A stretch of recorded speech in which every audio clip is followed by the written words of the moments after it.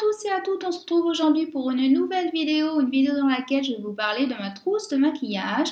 Donc tout le maquillage que je peux utiliser quand je me maquille, donc pas au quotidien pour ma part, mais quand je filme les vidéos le week-end ou bien quand je vais à un événement particulier pour me mettre en valeur tout simplement. Donc je vais vous montrer, j'ai pas beaucoup de maquillage, j'ai restreint au maximum ma routine avec les étapes donc d'application dans l'ordre de mes produits maquillage, make-up, mais pour ne pas gâcher, pour ne pas avoir du make-up qui va tourner ou qui va s'abîmer, je n'utilise pas beaucoup de produits. Vous allez le voir, ma routine elle est assez simple, assez succincte. Il n'y a que pour le maquillage des lèvres que je change et que j'alterne avec les produits, mais sinon je n'ai qu'un produit de chaque catégorie donc que je vais vous présenter. Dès à présent, on va commencer avec le fond de teint. Donc moi j'ai le fond de teint Skin Olive de la marque Madara, qui est un fond de teint semi-mat avec de l'acide hyaluronique à l'intérieur. Donc c'est en même temps du maquillage et du soin. Donc la marque Madara est très réputée pour ça. Les prix sont assez raisonnables, je trouve. On est autour, je ne sais plus les prix pour le fond de teint, peut-être 35 € de mémoire, mais je ne pourrais pas vous dire. Je vous remettrai tous les liens de toute façon en barre d'infos, il n'y aura pas de souci avec ça. Moi j'ai la teinte True Beige 35 que j'utilise donc tout au long de l'année, sauf en été, puisque je ne me maquille pas, je mets juste de la poudre bronzante pour rehausser mon bronzage. Je ne mets pas de fond de teint en été, mais sinon tout le reste de l'année, c'est vraiment la teinte qui me correspond le mieux et qui est parfaite. Donc il n'est pas trop couvrant, il n'est pas trop brillant sur la peau, il est vraiment semi-mat, il n'assèche pas du tout la peau, il est très confortable à utiliser. La couvrance est moyenne, légère à moyenne et franchement il est tip top. C'est celui que j'ai utilisé aujourd'hui, que je porte aujourd'hui. Je l'applique avec un Beauty Blender pour un effet un petit peu plus fondu, un petit peu plus flawless. Moi j'aime bien que ça couvre mais tout en légèreté sans cacher forcément toutes mes imperfections. Après je peux remettre du correcteur sur certains points particuliers pour cacher mes imperfections quand j'en ai, mais ce qui m'arrive très peu souvent. Donc très bon fond de teint que je vous recommande, que moi je prends sur le site Mon Corner B. Toujours de la même marque, j'utilise le concealer donc de chez Madara, qui s'appelle The Concealer tout simplement, voilà comme ceci, qui a un embout mousse très pratique à utiliser. Moi j'ai la teinte Warm Latte 30, donc qui se présente comme ceci, avec un embout mousse très facile à appliquer à l'intérieur et à l'extérieur au coin de l'œil, et moi que j'applique toujours au Beauty Blender également, qui a une couvrance légère à moyenne, qui n'est pas trop couvrant. Vous pouvez en remettre une couche au fur et à mesure, réappliquer une couche par-dessus la première une fois que vous l'avez bien fait pénétrer avec le Beauty Blender. Il se fond bien dans la peau, il ne file pas dans les plis, dans les ridules. Il est vraiment très agréable à utiliser. Je trouve qu'il illumine bien le contour de l'œil, le dessous de l'œil. Et il est vraiment très sympa à utiliser et il en faut très peu, donc très économique également. Je vous remettrai tous les liens en barre d'infos parce que je ne me souviens pas des prix, mais c'est des prix à moins de 50 €, ça c'est sûr, parce que moi je ne veux pas mettre trop cher dans du make-up.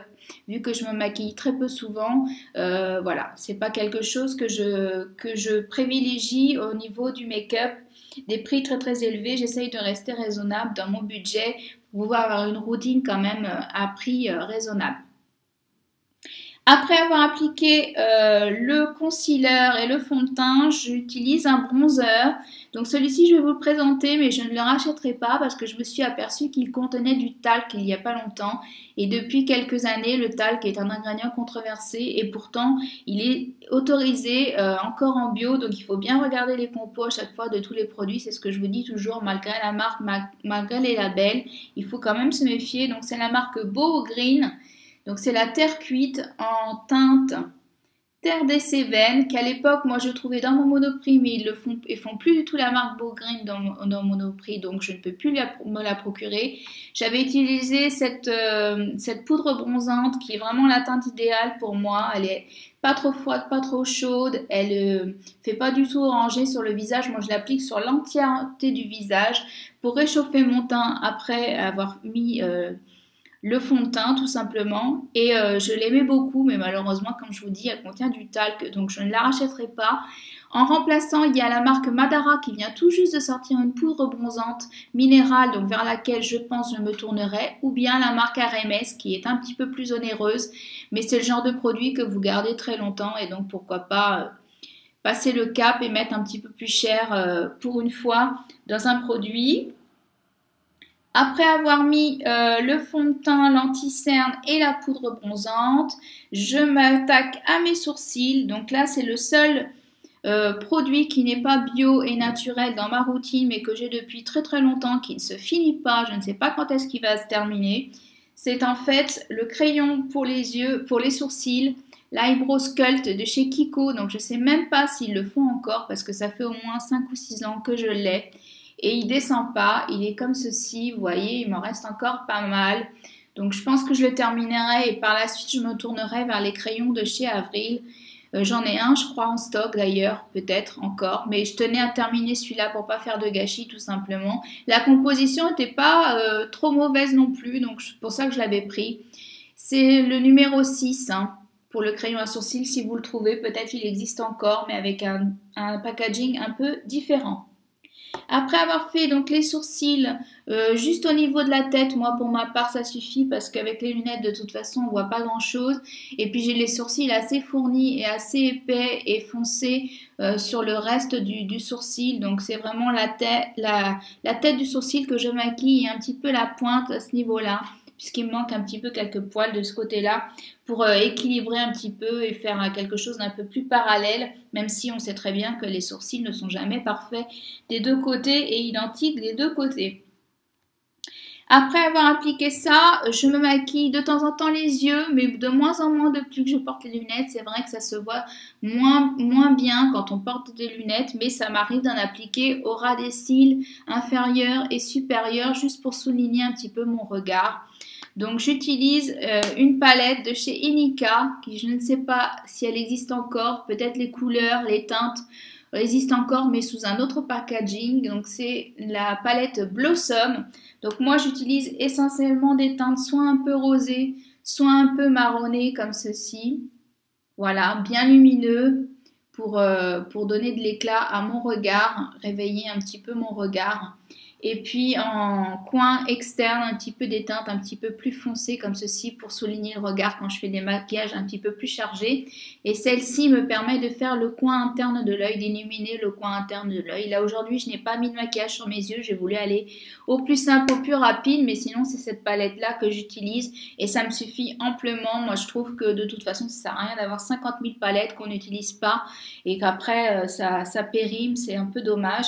Donc c'est pour ça que je n'ai qu'une seule palette à l'heure actuelle et ça me suffit amplement. Pour terminer au niveau des yeux, j'applique un mascara allongeant de la marque Avril qui est certifié bio, qui se présente comme ceci. Donc il y en a plusieurs maintenant chez Avril. À l'époque, il y a quelques années, il n'y en avait qu'un seul, c'était celui-ci. Maintenant, il y en a un volume également. La brosse est un petit peu différente, mais moi je préfère celui-ci. Pour allonger le regard, c'est ce que je préfère. Je trouve qu'il est bien noir pour le regard, il est impeccable. Il est à petit budget, autour de 10 € je crois, un truc comme ça. Donc c'est assez raisonnable pour un mascara. Je ne me vois pas pareil, encore une fois, mettre 30 € dans un mascara qui va me faire 6 mois. Entre 4 et 6 mois, parce que j'utilise pas tous les jours comme je vous le disais, donc ça me dure assez longtemps. La brosse est comme ceci, je vous la montre. Et ça va, franchement, il sèche pas trop vite et je peux l'utiliser relativement longtemps malgré le fait que je ne me maquille pas tous les jours. Donc voilà. La brosse est assez grosse par contre. J'ai tendance à m'en mettre un peu dans l'œil parfois. Donc il faut y aller tout doucement et y aller avec précaution au niveau de l'œil pour pas vous la mettre à l'intérieur. Et franchement, c'est un très bon mascara qui fait bien le job. J'ai un petit chat dans la gorge, mais je pense que ça va passer. Après, on va passer donc aux joues. J'utilise un blush crème pardon, de la marque Lily Lolo. Donc, c'est les Lip and Cheek Crème que vous pouvez utiliser aussi sur les lèvres, mais moi que je n'utilise que sur les joues. Donc, c'est la teinte Peony, on va y arriver, qui se présente comme ceci. Donc moi je préfère les blush crème, je trouve que sur ma peau qui est un peu déshydratée au niveau des joues, c'est l'idéal. Et je trouve que ça tient mieux également sur moi dans la journée. Donc c'est pour ça que je me tourne vers ce genre de produit qui est très facile à appliquer. Donc j'utilise les pinceaux de la marque Wheel Techniques que j'avais acheté à l'époque sur Ailleurs, mais il y a très très longtemps de ça. Vous pouvez les trouver en magasin maintenant chez Monoprix, ce type de pinceau. Et je les ai depuis très longtemps, je vais dire au moins 10 ans, et ils tiennent encore, ils ne bougent pas, ils ne perdent pas leur poil, ils sont très faciles à laver, très faciles à rincer, et ils sont de très très bonne qualité, ils font très bien le job. Donc j'ai un gros pinceau pour appliquer la poudre, un pinceau duo fibre pour appliquer ce type de blush crème, et puis des pinceaux pour les yeux, estompeurs, etc. Les classiques qu'on peut trouver en magasin. J'ai une petite collection, mais pareil, un de chaque, ça me suffit amplement. Et pour me maquiller au quotidien, enfin pas au quotidien, mais de manière occasionnelle, ça me suffit amplement. Donc cette marque-là est très sympa, Lily Lolo. Ils font aussi des fonds de teint minéraux si vous préférez les textures poudre. Et ils font de très jolis blush crème et de très jolis blush poudre également. Et des ombres à paupières en poudre libre que moi je n'utilise pas, que je trouve moins pratique que les palettes. Et cette teinte-là est très jolie. C'est un rose pêche, très très joli, très pêche, très peps je voulais dire, et très facile à appliquer et qui s'estompe très très facilement. Donc impeccable pour moi. Et on va terminer pardon, avec les lèvres. Donc là, c'est là que j'ai le plus de choix possible. Vous allez voir, il y a 2 rouges à lèvres qu'on ne trouve plus actuellement, que moi j'ai depuis très très longtemps, que je n'ai pas encore terminé et que je compte bien terminer jusqu'au bout parce que je les adore, mais qui n'existent plus sur le marché parce que la marque a reformulé en fait ses produits. Donc je vais vous les présenter, mais vous ne pourrez pas les retrouver en boutique, en tous les cas en magasin, que ce soit physique ou par internet, mais je vous les présente quand même. Ce sont des rouges à lèvres que j'aime beaucoup et des marques que j'aime beaucoup que vous pouvez encore retrouver, qui existent toujours. Donc à savoir les rouges à lèvres de la marque Kosas, donc, qui est une marque américaine très connue, qui fait des produits de très bonne qualité, qui est maintenant distribuée chez Sephora. Donc vous pouvez retrouver les produits chez Sephora. Et moi, j'ai 2 teintes donc de rouge à lèvres. J'ai le Electra, qui est le rouge parfait, le rouge classique, intemporel, que vous pouvez utiliser donc vraiment au quotidien, qui ne va pas jurer avec votre maquillage, qui va vous vraiment rehausser les lèvres et qui a une très très jolie couleur. Donc je vais vous montrer la couleur. Voilà, donc le rouge classique parfait. Et un rouge un petit peu plus orangé que j'utilise davantage l'été, printemps-été, le Trilest, qui se présente pareil comme ceci. Donc on a l'impression que c'est les mêmes, mais pas du tout. Vous allez voir la différence de teinte. Vous voyez, celui-ci est beaucoup plus orangé, qui est assez peps pour l'été. Il est très sympa quand vous êtes un peu bronzé. Il rehausse un peu le bronzage, il est très sympa.